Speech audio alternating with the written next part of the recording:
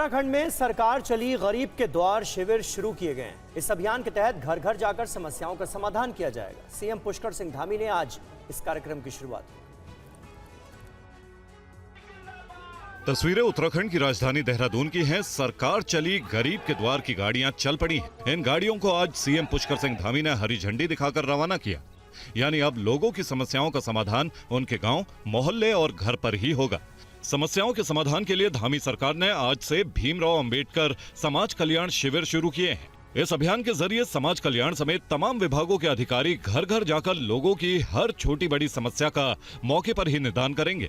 अभियान प्रारंभ हो रहा है और इस अभियान के माध्यम से उत्तराखंड सरकार चली गरीब के द्वार 125 दिनों तक ये अभियान चलेगा।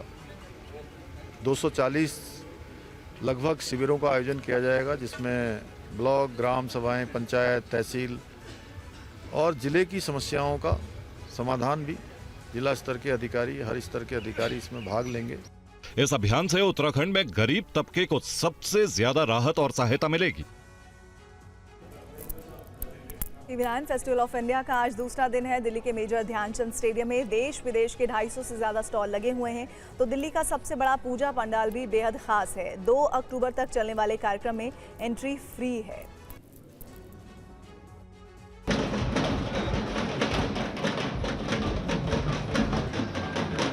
टीवी9 फेस्टिवल ऑफ इंडिया की ये लेटेस्ट तस्वीरें हैं। आज उत्सव में खास रंग और शानदार रौनक दिख रही है।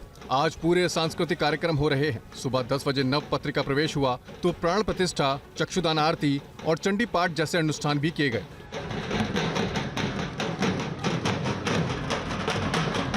मां दुर्गा की आराधना और सांस्कृतिक कार्यक्रम में भागीदारी के लिए देश भर के दिग्गज हस्तियां पहुंच रही हैं। केंद्रीय मंत्री एसपी सिंह बघेल भी इस कार्यक्रम में पहुंचे। उन्होंने इस भव्य और शानदार आयोजन की तारीफ की। धर्म के साथ देश भर की सांस्कृतिक विरासत के इस उत्सव को केंद्रीय मंत्री ने खास बताया।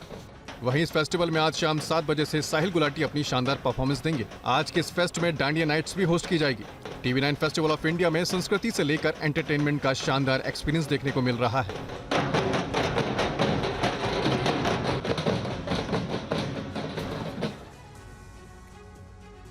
पश्चिम बंगाल के कोलकाता में एक दुर्गा पूजा पंडाल को सियासी रंग देने पर विवाद हो गया है। देखिए संवाददाता रविशंकर दत्ता की ग्राउंड रिपोर्ट। हीरक रानी है जो हिजाब पहना हुआ है, जिसका सर, हाथ, पांव सब तोड़ा गया। हमने एक स्टोरी दिखाया है।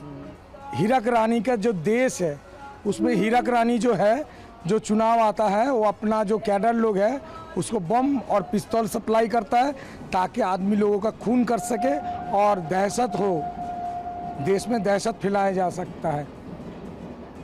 यही थीम अपने बनाया है हुआ है कि क्यों टूटा हुआ है। देखिए पब्लिक जो है 2026 में उसका तोड़ा हुआ पाँव का जो खेल है वो इस रस्सी से ख़त्म कर देगा।